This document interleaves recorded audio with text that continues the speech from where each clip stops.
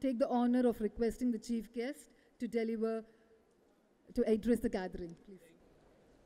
मैं आप सबको हृदय से सादर प्रणाम करता हूं और आप सबका हार्दिक स्वागत करता हूं।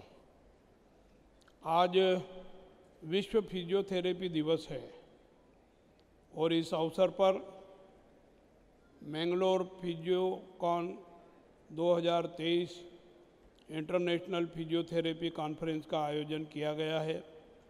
इसके लिए आप सभी को बधाई एवं शुभकामनाएं देता हूं। इस साल विश्व फिजियोथेरेपी दिवस की थीम आर्थराइट्स, जो रूमेटॉइड आर्थराइट्स और स्पोडिली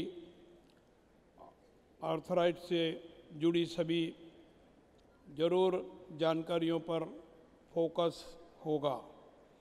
मुझे खुशी है कि मेडिकल फील्ड के महत्वपूर्ण प्रोफेशनल्स मैंगलोर में एक साथ एकत्रित हुए हैं और आप सब अगले 2 दिन तक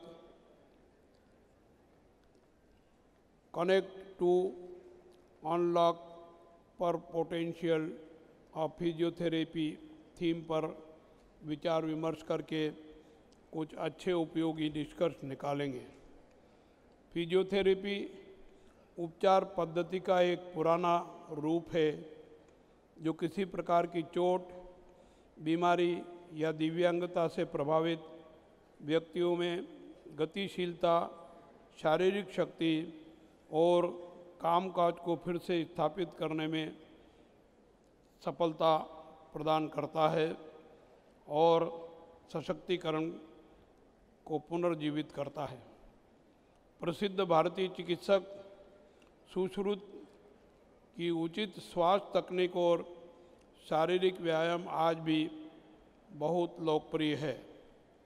एक फिजियोथेरेपिस्ट न केवल शारीरिक चोट का इलाज करता है बल्कि रोगी को मनोवैज्ञानिक चुनौती से भी निपटने का साहस देता है। मेरा खुद का इसमें लंबा अनुभव है। मैं 7 साल तक केंद्र सरकार में सामाजिक न्याय और अधिकारिता मंत्री का दायित्व निभाता रहा हूं और इस मंत्रालय में दिव्यांग सशक्तिकरण विभाग भी आता है।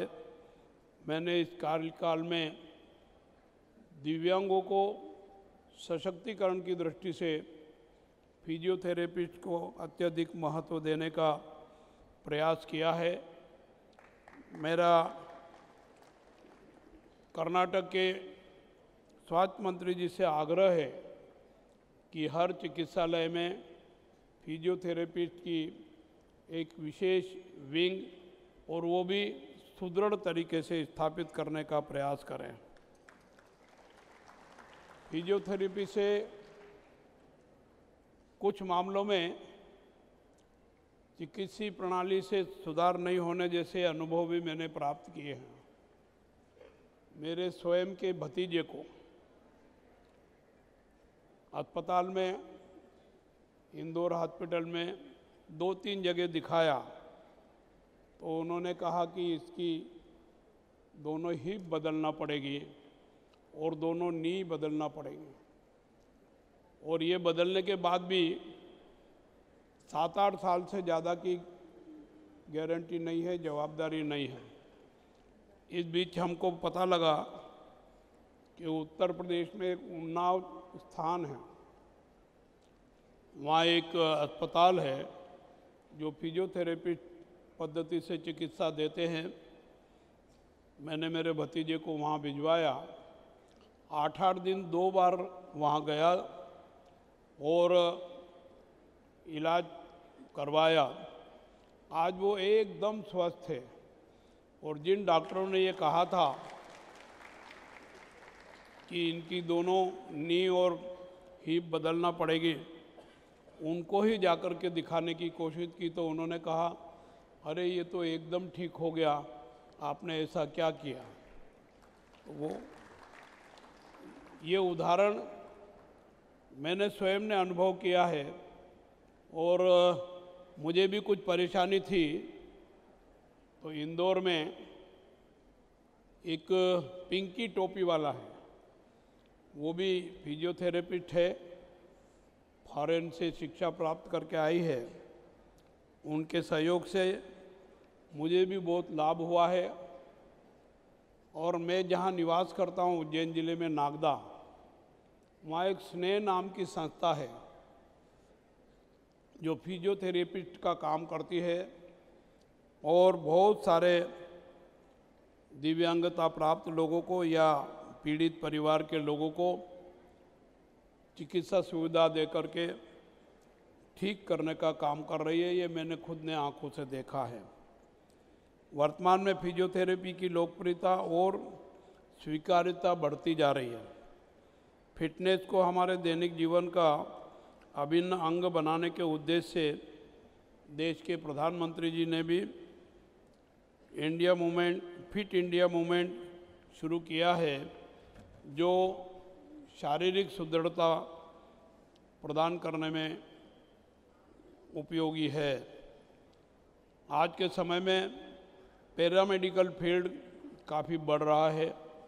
यही वजह है कि फिजियोथेरेपी में कैरियर की संभावनाएं बढ़ी है। ऑर्थोपेडिक क्लिनिकों, अस्पतालों, पुनर्वास केंद्रों, फिटनेस केंद्रों, खेल सुविधाओं और रक्षा प्रतिष्ठानों में योग्य फिजियोथेरेपिस्ट की मांग भी निरंतर बढ़ रही है। विश्व स्तर पर बढ़ते गैर संचारी विकारों के इलाज के लिए आधुनिक वैज्ञानिक सिद्धांतों पर आधारित एक समग्र स्वास्थ्य प्रणाली में सफलता हासिल करने के तरीकों की पहचान के लिए फिजियोथेरेपी से फिजियोपैथी की ओर चलना आज की आवश्यकता है। योग और व्यायाम का भौतिक चिकित्सा से गहरा संबंध है। मैं महसूस करता हूं कि फिजियोथेरेपी के साथ योग और व्यायाम का उपयोग किए जाए तो शरीर की कई समस्याओं का समाधान किया जा सकता है। इसलिए आप फिजियोथेरेपी के साथ साथ योग को भी प्राथमिकता दें, ऐसा मेरा अनुरोध है।